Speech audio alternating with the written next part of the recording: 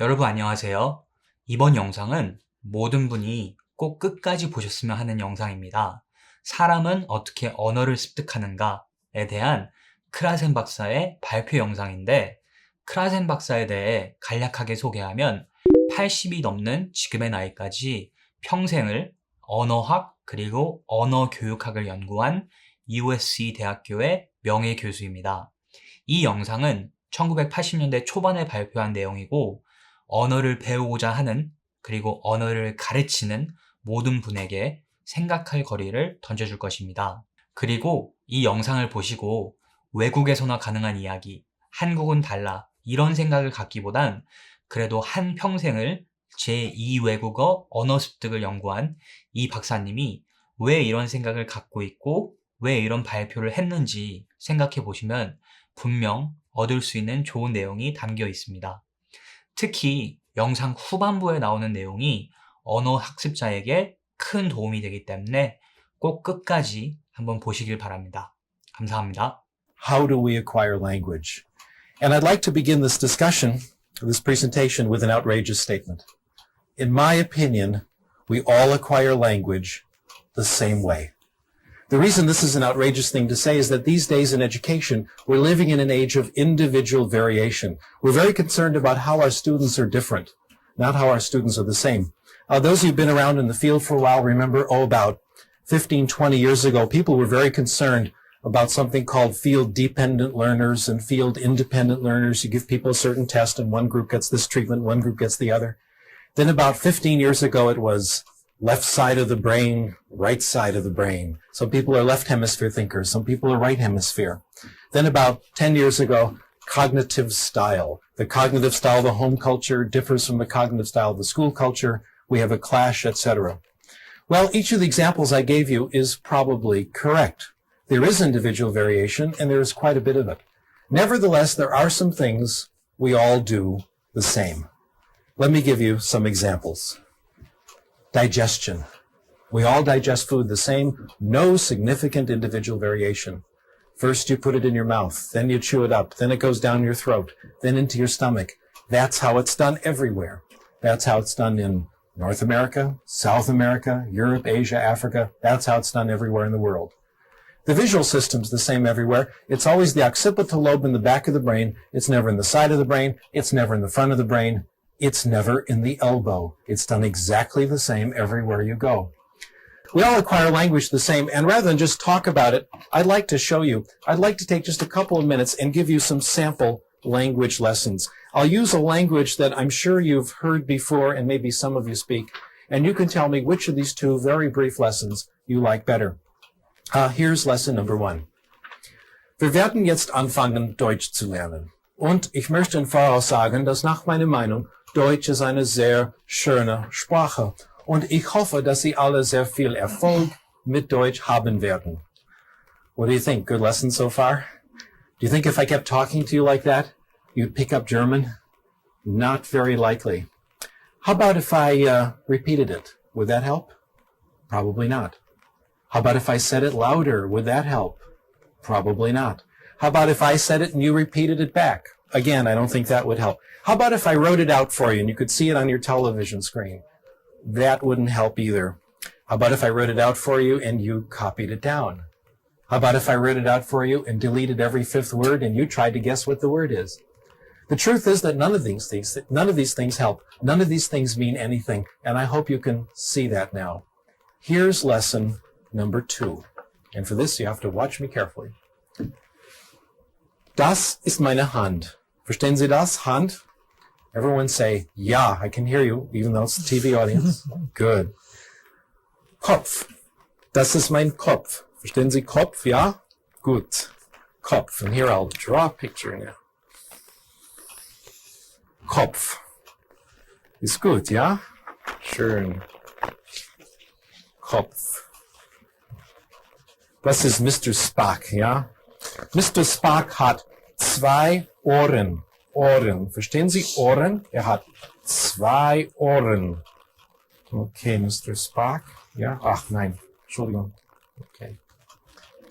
Augen. Verstehen Sie Augen? Augen. Wie viele Augen? 1, 2, Drei Augen. Drei Augen. Ist das richtig? 3 Augen? Nein.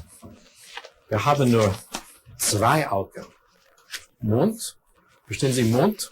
Und hier ist eine Zigarette, ja? Nein. Zigaretten sind nicht gut. If you understood lesson number 2, not every word, but more or less, I did everything necessary to teach you German. And now I'm going to share with you the most important thing I have learned about language. Probably the best kept secret in the profession. We acquire language in one way and only one way, when we understand messages. We call this comprehensible input. We acquire language when we understand what people tell us, not how they say it, but what they say, or when we understand what we read. Comprehensible input, in my opinion, has been the last resort of the language teaching profession. We've tried everything else. We've tried grammar teaching, drills and exercises, computers, etc. But the only thing that seems to count is getting messages you understand, comprehensible input. Now, one of the reasons lesson number 2 was better than lesson number 1 is we had Mr. Spock to help us out.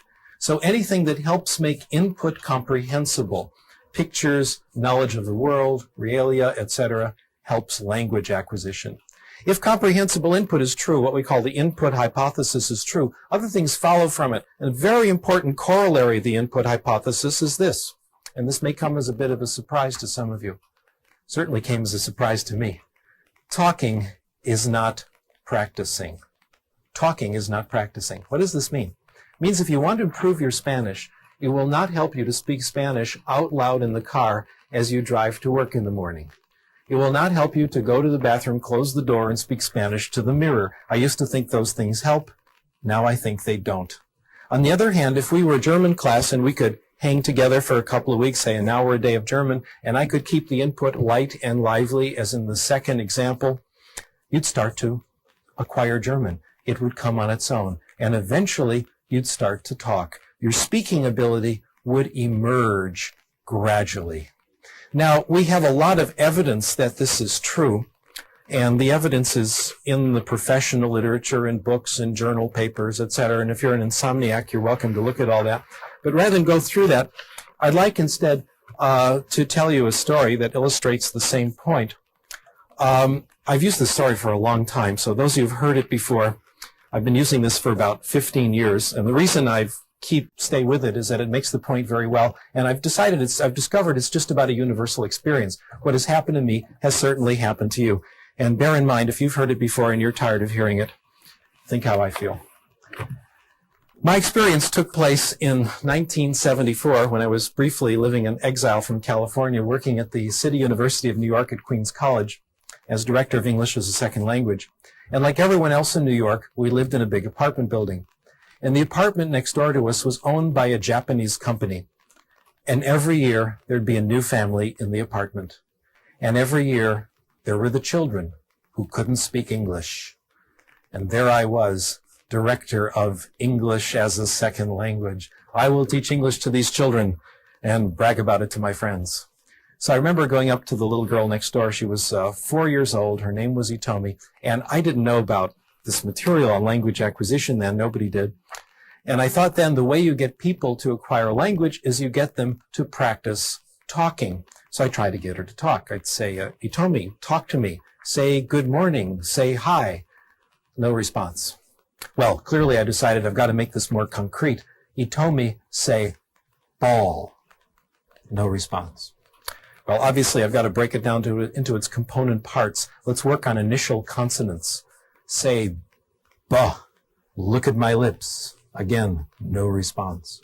There's a theory going around then that a lot of people still believe that children don't really want to acquire language. You have to kind of force it out of them. So I tried that. I won't give you the ball until you say ball.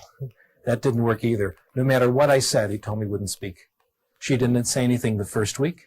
She didn't say anything the second week, the first month, the second month, 5 months until she started to speak. Actually, that's not entirely true.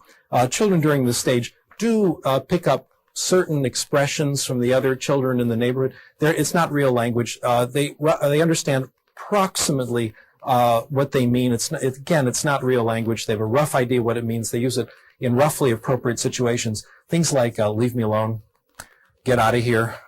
In fact, one child I knew, the only thing he could say was, I kick your ass, said it everywhere. Wasn't quite sure what it meant. After about 5 months, Itomi started to speak, and several things were interesting about her language. First, it looked a lot like first language acquisition, the same process our children went through. 1 word, 2 words, gradually getting more complicated. Second, it came quickly.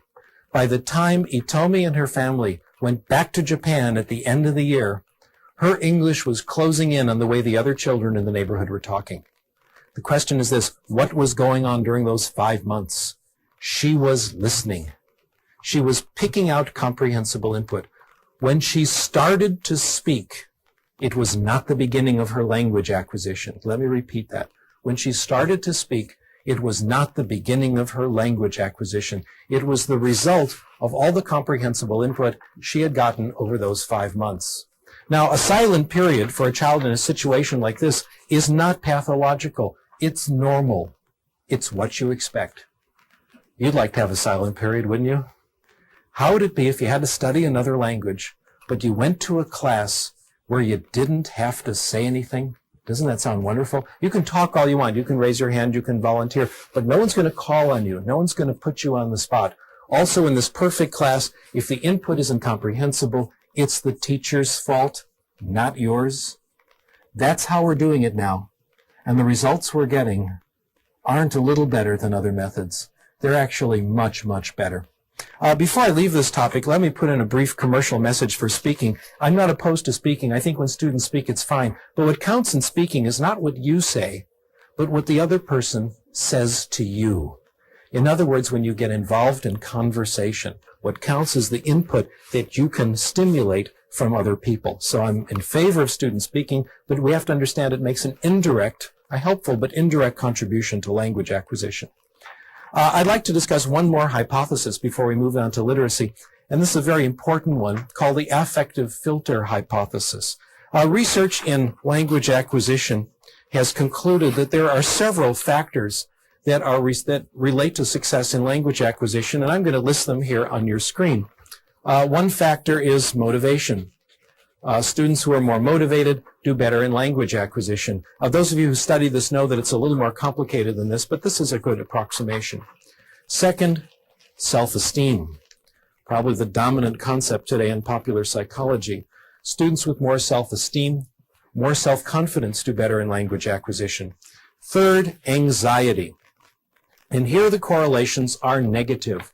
The lower the anxiety, the better the language acquisition. In fact, my hypothesis is for language acquisition to really succeed, anxiety should be 0. This has happened to you. Have you ever been in a situation, speaking a language that you may not speak very well, when the conversation gets so interesting, you temporarily forget that you're using another language? If this is happening to you, that's when you're acquiring. When your focus is completely on the message, what the other person is saying, and your anxiety is temporarily gone. By the way, as an important footnote to this, I guess today we say sidebar, as a sidebar to all this, I'm not sure that 0 anxiety is right for everything. I'm sure it's good for a lot of things, but I'm not quite sure how far to push this.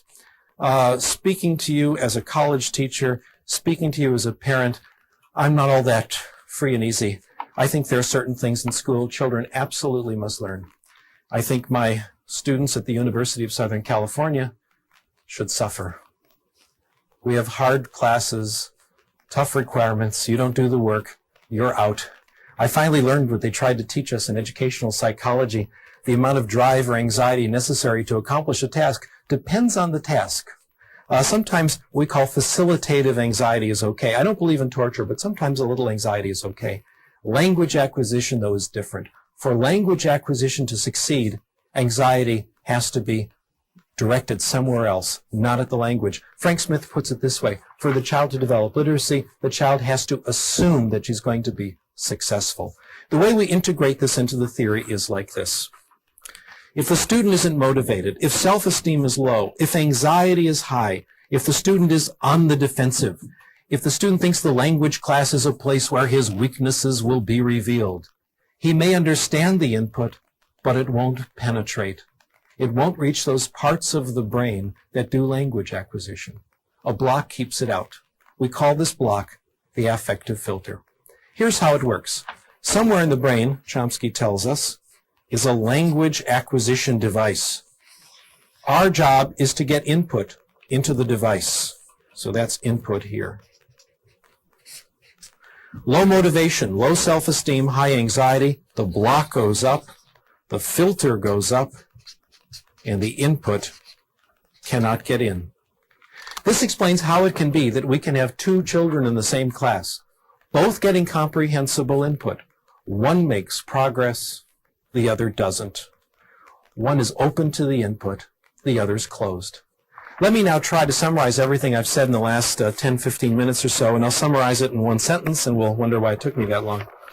We acquire language in one way, and only one way, when we get comprehensible input in a low anxiety environment.